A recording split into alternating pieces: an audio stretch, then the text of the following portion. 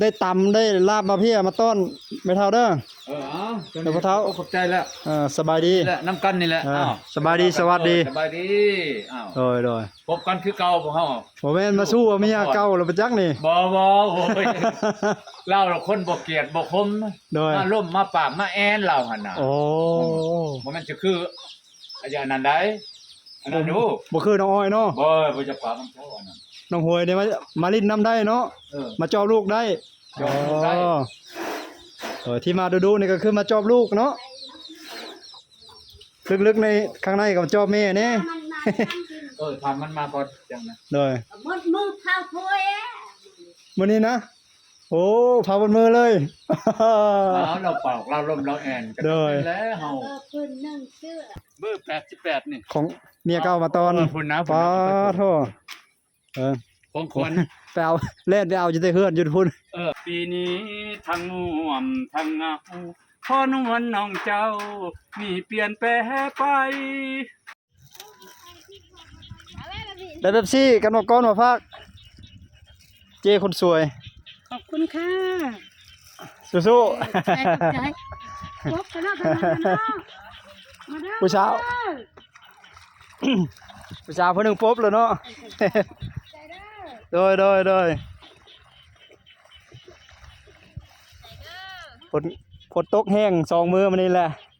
เฮ็ดให้ชาวกสิกรดำหน้าได้บรรยากาศกำลังดีเลยใช่หัวหน้าผู้ชายเด้เพิ่นขึ้นเทิงพุ่นอ๋อหานพุ่นไว้เนาะเมื่อกี้นี่เขาเห็นอยู่ให้ตัวนี้แล้วเลยจักมื้อเลยดำเด้ดำได้มื้อใดนี่ดำได้7-8 มื้อละได้โอ้แต่โดนเติบแล้วเนาะว่าแล้วหน้ากว้างผู้สาวน้อยเพิ่นนี่ก็หัวยักอยู่เอาดีทุกคนเลยวาดนะปีนี้จะค่อยมันยากค่าใช้งานสูงนะค่าใช้จ่ายสูงแล้ววาดนั้นเลยน่าจะค่อยแม่นฝนกำลังฝอยได้บรรยากาศดีขนาดเลยทุกคนเลยบ่มีเสียงแดดวันนี้เหมาะสมและกับการดำหน้าดำให้อีกหนึ่งวิถีชีวิตของชาวเกษตรกรทุกคนเลยที่เมืองเซโปนแขวงโซดาเขตเส้นทางไปบ้านพ่อตู้ปุดแก๊บพี่น้องเลยไปบ้านเพิ่นแล้วก็บ้านเมียเพิ่นนั่นแหละสาธุโอ้ดมเขาเต็มเลยสุดยอดแล้วมาเบิ้งทางที่เอาขึ้นมาพี่น้องว้าโหดจัดเลยโหขนาดสตาร์ทเครื่องแล้วก็ใส่เกียร์แล้วก็ดันขึ้นนี่เข็นขึ้นยังไม่จะขึ้นหอยรถบาลัดขึ้นมาจะเริ่มมาบฝนตกหนักมานี่เมิดมือเลยพี่น้องเลยต่อเดี๋ยวเขาจะต้องไปทางนี้อีกยังอีกหลายโน่นผู้ยังอีกหลายโน่นผู้หลายโค้งหลายคอยเพื่อจังหวัดหมู่บ้านอยู่ภาคผู้พังนั้นพแลหมู่บ้านเขาได้นัดเขาเจ้าเลยนัดพอตู้บนแก๊บหรือว่ามื้อนี้จะเข้าไปหาเพิ่นเนาะนี่แหละเขาก็ต้องไปให้มันฮอดโอ้ป้าต้องโหดขนาดไหนไปเดินทางต่อไปดิไปรถไถใครจะรอกรถไถเนี่ย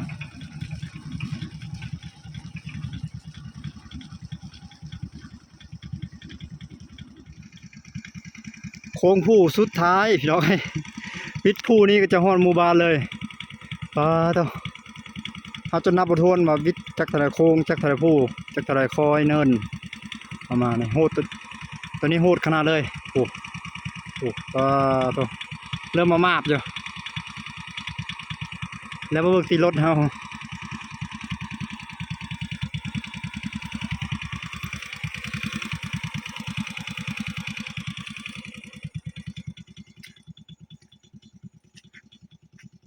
โหดจัดเอาลุยต่อวันนี้เจอกันอยู่หมู่บ้านเด้อวันนี้เด้อพี่น้องสุดท้ายเขาป้ารถพี่น้อง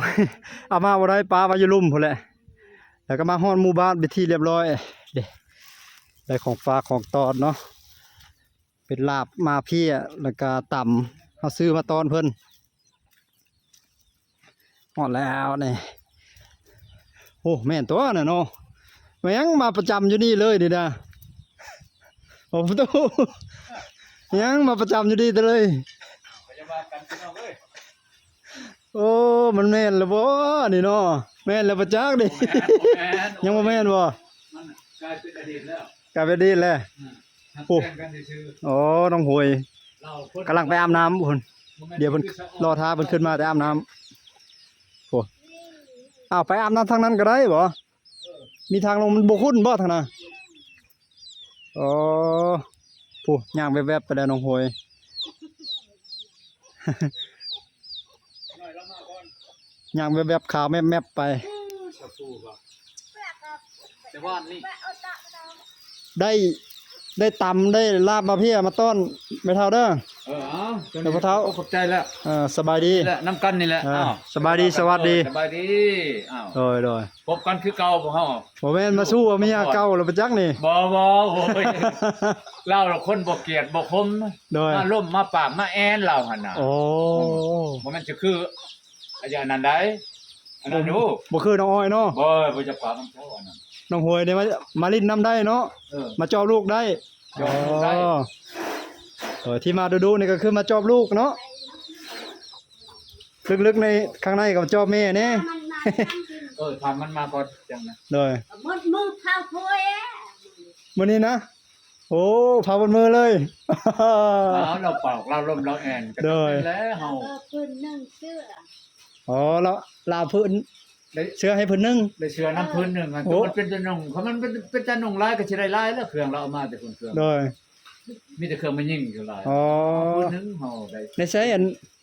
เอามาให้เบิ่งได้บ่งามเท่าใด โอ้ย ของ มือเฮือนแหละจัง ขอฝากจากเมีย โอ้ยตายเป็นเด็กอ้าว เอาอะไรอ่ะ จัดให้ซะนะ จะให้อีเลย จัดให้เจ้าภาพ โอ้ควายกำลังมาแต่หากิน ป่วยแล้วผู้เฒ่าเด้อ ควายพะเท่า ผู้เฒ่าแล้วเลี้ยงป่วย ว้าตัวโอ้เพิ่นบ่ขี้คุยเนาะอ๋อ ไว้สิเฮ็ดแนวนั้น เลิกล่าปลาหาง ใจมันมาตามอีบท เด้อ เล็กน้อยนะบาทนี่อ้าวขี่รถเลยจะขี่ เลย รถ อ๋อ ขี่ คนใจดีเนาะน้องหวยเนาะ จ่ายโต50 โอ้เพิ่นมีเงินเพิ่นให้เลยเนาะ โอ้เสลอให้ อ๋อ พอมันหายเจ้านี่มีเงินไม่ติด จ่ายเซเลเดอร์ให้เด็กๆให้น้องๆขี่เลย เอาหวยนี่เพิ่นมาเพิ่นซื้อขนมมาให้ลูกให้หลานสุดนี้เพิ่นว่าหมด 2,000 บาทซั่นน่ะ หมดบ่จะมามันจ่ายเหอะโอ้ยนางเต็ด โดย เก็บเลย โดยเก่งเลย อืม ถ้ามีสไลเดอร์มาก็ไปจ้างสไลเดอร์ให้ลูกหลานขี่ให้น้องนุ่ง เข้าไป ขี่ บน โอ้ ปีใหม่ตะปีกายนี่เด้ คนใจดีเนาะสาวหวยเนาะโดยใจดีแล้วเบิ่งพอเฒ่าเพิ่นแก็บมาลิ้นอยู่นี่เราก็ยังให้ลิ้นเนาะ อืม ครับผู้บางคนนี่เขาบ่ให้ใกล้เลยเด้ ลูกทำอะไรขึ้น โดยกับผู้บางคนนี่ป้ากันแล้วเนี่ยเขาบ่ให้มาแล้วอยู่นี่ เพิ่นก็ไปเบิ่งเดี๋ยวเบิ่งลูกเฮานี่ล็อกรถโดย ไปมาก็แล้วเบิ่งมันเขา กดจักบาลัดป้าอยู่ลุมพุ่นเลย อืม เอาขึ้นมาบ่ได้ บ่รอดโดยที่ต้มมื่นแห้ง กาดเห็นมา โดย มีเรื่องกันแล้วเบิ่งมัน โดยเบิ่ง แล้วเบิ่ง ถือยังมานะขออนุญาตแม่โอ้นี่บ่ เบอร์88นี่ ของเมียเก่ามาตอน พุ่นนะ ป้าโทเออ ของคน ไปเอาเล่นไปเอาอยู่แต่เฮือนอยู่พุ่น มาแต่พี่แล้ว โอ้ใช้ทางหลังเขาเบิ่งนะทางหลังมัน โอ้ย น่ะ ทางหลังนี่มันของเด็กน้อยนี่ โอ้งามเนาะ เพราะว่า เพลเยอร์ คันเบอร์มีเบอร์เบดแบบนี้โอ้คักข่อยแฮงมักข่อย โดย อันนี้มันบ่อยากมัก พอดีเลยนี่ ว้าอย่าว่าบ่มากนะเมียเก่าเอาให้ ก็ดีขอบคุณขอบใจนํเราแล้ว โดย คนใจดี โด อั ย นนั้นข่อยยังเชียร์เขาไปเนี่ยข่อยยังกินแนงอยู่นี่ กินแนวอ่ะนี่ เฮ้ย เจะได้ละมาจะให้ลองว่ายอกๆอ่ะคืนดีบ่ได้บ่ลองเบิ่งเด้อ กล้าบ่เว้า มันกล้าก็มันสิ เออ เป็นบ่เฮ้ยมันสิเป็นบ่ ลองมาเบิ่ง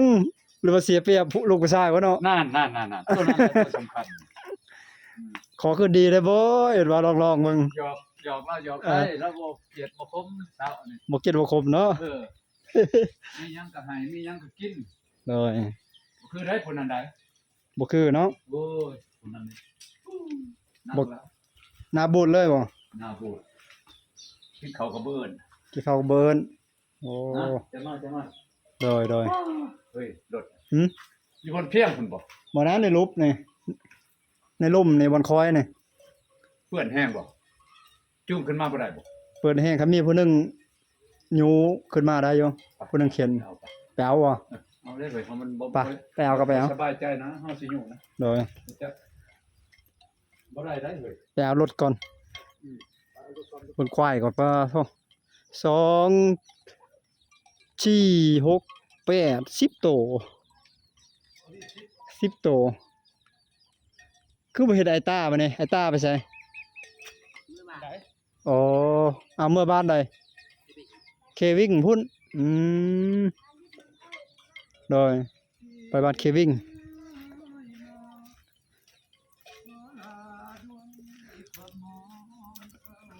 โอ้อารมณ์ดีไปดิ อารมณ์ดีมืดฝนกึบเดี๋ยวฝนตกมืดมือพี่น้องเอ้ยของเพลงดังๆแล้วเนาะมื้อนี้เนาะโอ้เมียเก่าว่าล่ะดีใจลืมแล้วบ่จักน้องอ้อยอะฮะอ๋อประตู จังหวะ ลืมน้องอ้อยแล้วบ่จัก ลืมมันก็ลืมคน เห็นเห็นเมียเก่ามาเลยลืมจ้อยรถน้องอ้อยเนาะบัดนี้บ้า ไม่ลืมก็บ่ลืมเป็นคนเฮานะ เมียเก่าคนที่สองมาล่ะ โอ้นี่ๆ ลืมเมียเก่าคนที่สามรถได้อยู่อยู่ขึ้น ๆได้บ่ได้แล้วเฮ้ยโอ้ยก่อนสิได้รถคันหนึงโอ้ บ่ธรรมดาเนาะ ก่อนมาอยู่นี่จักปีแล้วยังบ่ได้จักคันกัน เพลงยังว่าจะห้องเมื่อกี้นะประตูจะร้องเพลงยังก็เมื่อกี้นี่เริ่มมาอยู่ด้วยจากท่อนหนึง จักแล้วลืมดูว่าเพิ่น จากท่อนหนึงเอาลองเบิ่งดูหวนขึ้นมาคือว่า เออ คือว่าเพลงหวนขึ้นมา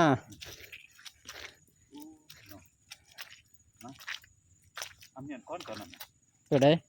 ตอนนั้นแหละสิจับนี่เด้อเอาสิอยู่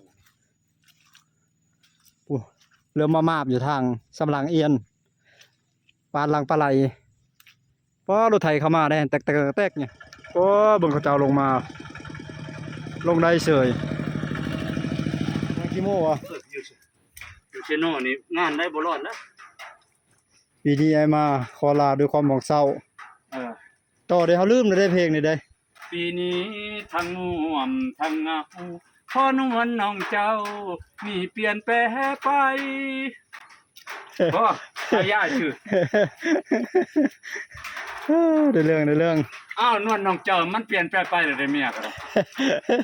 มันก็ด้วยความมองเช้าละคนเฮาเอ้านั่นแม่นี่ก็ยังโอน เจ้าล่างก่อนเดี๋ยวเขาล่างตำลังสภาพดอกไอ้โอ้ อ้าวก็จะว่ากันพี่น้องคนมีความโศกคนมีความผิดหวัง มี อย่าว่ากันเด้อพี่น้อง โอ้ยใครๆนะติข้าเห็นเมียคนที่สองมาเนี่ยเมียเก่าคนที่สองมาเนี่ยสิใครๆเนี่ยพอแบ่งกันเนาะ พอได้มาอยู่น้ำเหล้าเนี่ยกินน้ำเหล้า โอ้ โอ้ยมื้อนั้นเมื่อวานมาชื่อกูลืมโทษโต โทรหยัง ฝนตกเมื่อวาน ผู้แขนบ่ ผู้แค้นเหรอ มือผู้แขนนะ พอเลย อ๋อเอาขึ้นมาเรียบร้อยรถก็เด้ฮอนดาบานจอดเทเลอร์พี่น้อยรถจักร ให้ประตูเปิดแก๊บ อ่ะ ไป เก่าเด้อ โดย คือเก่า ไปเข็นซอยเมื่อกี้เด้ ดีมีแห้งคือเก่า ยังแข็งแรงอยู่เนาะประตูเนาะเจ้าได้เรื่องโอ้ยโอ้ ยังจัดหาอยู่ ยังจัดให้อยู่ แชมพูนะ เพราะงั้นเรียบร้อยแล้วไปจัก บอกอ๋อคือเป็นพี่เป็นอ้ายเป็นน้อง คือเป็นน้าเป็นน้องธรรมดาบ่เด้นี่นะ แม่ฮักแม่แพงกัน อ๋อ สุกกินเด็ดแต่ละมื้อ เออ มันบ่มากับเรามีอาหารเราก็แบ่งให้ ได้ เราเอิ้นมากิน อ๋อ กับแม่ที่เนี่ย โดยคือว่าไม่เท่าเก่าแล้วยังแบ่งอยู่เนาะ เออ แบ่งแนวอยู่ในกินไปให้อยู่คันเรามี โอ้เพิ่นก็จบเลยซะเนาะ กลัวไม่เก่าๆต้นนั้น โดยเอานักทาน้องหวยเพิ่นมาแต่อาบน้ำพี่น้อยเด้เอาซื้อตำตีนไก่2ชุดแล้วก็ซื้อลาบมาเพียนี่ มึงเอาลายอยู่นะ มาตอนมาฝากมื้อนี้จะกินข้าวสามัคคี ผ้าก็ได้ โดย ติดเอาอย่างนั้นนะ มื้อนี้จะมาโยไอ้คนกินข้าวสามัคคีนำกันนะมื้อนี้นะ จะมีอาหารก็ได้กินกันอยู่แล้ว โดยก็มีอาหาร กินนำกัน คน อันเจ้าหาอยู่หากินได้เจ้าก็บ่แบ่งมาอยู่บ่ แนวมันแล้วเอ้ยแบ่งมาแล้ว แบ่งอยู่เนาะ ลูกริ้วตัวหนึ่งสองตัวเอาให้ เออ ลูกเช้าก็เดี๋ยวลูกป้าก็ได้ อ๋อ ลูกเช้ากับมัน โดย ลูกแท้ๆจริงๆนะ ลูกเพิ่นอยู่นี่เนาะคันสิหนีไปทางเบิ่น เลย เออนั่งลอย นางร้อย ลูกสาวนั่งลอย แม่บ่มาเนี่ยก็เที่ยวไปที่เพื่อนขอนอนอยู่เพื่อนขอมันเล่นทำจังเนื้อ อ๋อ นี่แม่มาชื่อบ่ไปนี่ โดยเพื่อนใกล้ๆนี่นี่ บ่รอ เด้เฮือนประตูบุญแก้วกันอยู่ในหันอันนี้เฮือนพ่อเฒ่าเก่านี่แล้วก็เฮือนเมียเก่าผู้ที่สองส่วนเฮือนเมียเก่าผู้ที่สามอยู่ในบ้านพุ่นบัดนี้มื้อนเขาเฮ็ดงานแต่งมื้อนั้นป้าดอเสียงกระแทกใจขนาดเนาะ บ่ไปคอยขึ้นแบบที่จะไปลงห้อง ปบไปอยู่ป่า ลงก้นห้องบ่มันบ่ได้ยินเสียงดังก็ได้พุ่นแหละ หักยังได้ยินอยู่บ่หรือว่ามิดเลย อย่างนี้นะบ่แห้ง ได้ยินบ่แฮง เอาลงห้องได้ลงก้นห้องทั้งหมด อ๋อ ไปทำบ้านอยู่โค้งพุ่น โดยไปทำบ้านแกงโค้งพุ่น เพราะจะได้ยินพอแต่ได้ยินเสียงหน่อยนึงโอ้บ่ธรรมดาเนาะเข้มแข็งเลยจ้ะ มายังดังคือเก่าแล้วเขาเปิดฮอดกลางคืน โดย นอนบ่หลับ แสดงว่าจิตใจเจ้าก็เข้มแข็งขนาดสุดยอดอยู่ได้ประตูเอ้ยเจ้ายังอยู่ได้ในบ้านนี่ หมู่เฮ็ดไข่ ถ้าเป็นเบาลัดดีโอ้อยู่บ่ได้แล้วในบ้านหนีแล้วหนีตั้งแต่มื้อนั้นพุ่นแหล้ว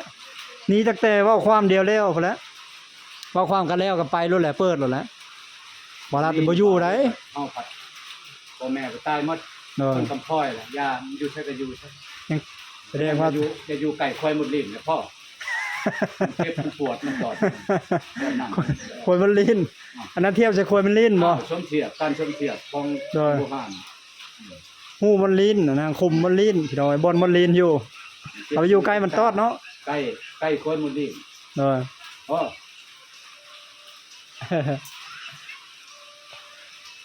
หาเมียเก่าปูนี่เป็นยังดีมันยังโอ้ยังล่ม ผู้นำบ่ล่มเลยบ่ โอ้ปากตั้งแต่เอากันตอนนั้น เออ กันก็ไปสู่ปากกัน สุปากนำกันปานใด เขามันดื้อทุกเรื่องแหละ เออโอ้ ที่ว่าจันใดจะหมู่เฮ็ดแนวใดมาแต่งเสียเงินเสียคำเสียสีเสียหาละ เมื่อวานนี้คือว่าเห็นแม่เฒ่าเก่าจะว่ามาบ่ละมาบ่น้องอ้อยกับผัวไม่มาบ่คือว่า ยินข่าวอยู่ก็ไปสนใจดอก มาจอบมาจอบลูกมาเอาลูกบ่คือว่า มันมาเอาลูกแล้ว มาเอาลูกมื้อนั้นถ้ามื้อก็ส่งนางกันลูกบ่ได้มื้อแต่เบิ่งเนาะบ่ได้เอาลูกมื้อนํสิแม่นแบบนั้น เขาบ่ทันจะให้ อืม ติดตามเบิ่งก่อน เออบัดนี้ล่ะเขามาเอาบัดนี้ รู้ๆเรื่อย เอ ๆ อ ไปผมลูกเขาหา6คน เออ ลูกเรา 5-6 คน ลูก 5 คน 5คน อ๋อหลายลูกแล้วก็เนาะ หลายเลยพอประมาณ เออบอกกันมาลูกห้าผู้บ่าวลูกห้าวันนี้มาเอาลูกเจ้าไปตึงก็พอดีเป็น6บัดนี้เนาะ 6 6ก็พอดีได้3คู่เป็น3คู่ได้ลูก 70ฮอดใช้แล้ว 6พอดีเป็นครึ่งโลบัดนี้ไปอยู่นำเขาก็ดีประตูเอ้ยหลายคนมาคอมเมนต์ว่าดีแล้วเราบ่ปาลูกให้เจ้าอ่ะถ้าเราปาลูกให้เจ้าจะสิไปลบมือสาวยากบัดนี้ เอาเลยครับ เอาบ่ บืดบอลข่อยเลี้ยง บืดบ่ ข่อยบืดแล้วมันจะได้ เจ้าสิไปลบมือสาวไผสิเบิ่งให้บัดนี้เอ้า กับป้าน้ำไม่เท่านี่แหละ ปานนั้น ดำเสือดำที่นะผมมันจะไปเลยเลย ปานนั้นไปเท่าเก่าเนี่ยเราสิจักเบิ่งให้บ่แม่นหลานเรา เบิ่งแล้ว บ่แม่นหลานเราแท้ ไปทำร้านเราแหละลูกเคยเราเก่าเรา ๆลูกของลูกเคยเก่าเนาะ เด็กน้อยเขาดูยังดอกเบิ่งเคยเบิ่งเฮานี่เบิ่งเด้ลูกหมู่ก็เบิ่ง เบิ่งว่า เด็กน้อยเด้ อีต้นเด็กน้อยเนาะ ยังอีต้น เออ บ่แม่นว่าเฮาสิเบิ่งตลอดไป เออ ดำมือดำคังดำข้าว เออสิได้ใครในละวะเดี๋ยวนี้นะความรู้สึกกับเมียเก่าพุ่นน่ะ บ่อยากคิดเฮ็ด กับน้องอ้อยฮะ บ่ได้ไปรถเลยเด้ บ่ได้เป็นโดนแล้วแต่เก่าไปตลอดแม่นบ่ส่งปลากันใหม่ๆไปจอบลูก ไปแล้วไป บัดนี้ ไปเมื่อเช้านี่บ่ค่อยไปก่อนนั้นเพราะว่าตัวมันมาแล้วก็กลับ อ๋อ ไปหาลูก เช้านี้โลด เมื่อเช้าเพิ่นได้ จะไปฮอดนั่นแคมบ้านหันใกล้บ้านเขา เที่ยวนั้นเด้อฮอดนี่ฮอดเฮือนแม่อ่อนหั่นนี่บ่พอไปเกินขึ้นไปหันแล้วว่าเอาพัวมันมาได้มันปีนขึ้น โอ้ บ่อยากเห็นหน้า เขาว่าพลมาเจ้ากลับรถเนาะ ครับ เออ มันลูกผู้ชายขี่ใส่หัวใจกันงานลูกงานเมียกันอยู่ว่า ไอ้อาบน้ำนะประตูอันนี้ผู้ ไม่เท่า ไม่เท่าเราบ่ แม่เล่า แม่ชะพู้ แม่สะพูน่ะอ๋อ พ่อกับแม่มันอยู่หั่น อยู่ในหันเนาะ มันนำ เลยโอ้ฝนตกมื้อนี้ก็คักแล้วเดินน้ำฝนอาบเนาะ อันนั้นคนนี่เด้อ โต้งเอาใส่ฟุ้ยใส่ถังใส่ฟุ้ยใส่ถังคัก อาบอยู่นี่แหละเอาหล่อนั่นเอาหล่อเวียดท่านโตนี่ ๆอ๋อ จับสิอาบ สับสิอาบเนาะโตกสิรอหัน มันมีกระคุยเด้อ ใครแน่บ่ดีเมียเก่าบ่ที่สองมาเนี่ยพอได้ยอกเราเนาะ ฉะนั้นมัน พอได้ผู้ยอก คือว่าวันที่เท่าใดว่าละเมื่อ8บ่ที่7ที่8บ่ล่ะวะ จังหวะเบอ คือว่านั้น เอาถามมีแต่ว่ายังสิกลับอยู่บ่ครับบ่กลับให้สิเลี้ยงลูกเฮา โดย เลี้ย ลอง แม่ให้สิเลี้ยง ลองยอกๆมื้อเด้อจังน้อยละมา เฮ้ยหาว่าเฮ็ดบ่ได้เนี่ยโฮโตเฮากลับออกกันคืนได้บ่นี่วะ ก็ยอกแล้วอยู่โทรศัพท์ ยอกแล้ว ลูกอะลูกก็ค่อยเบิ่งตลอดเจ้าก็ต้องแบบอ้างบุญคุณวันนี้อยู่ดี มันไปก็เฮาเบิ่ง ลูกก็ค่อยเบิ่งตลอดค่อยก็ดีช่ำนี้แหล้วบอกแบบนั้นแหล้วเจ้าก็ประตู เพื่อนนะตีขึ้นมานะ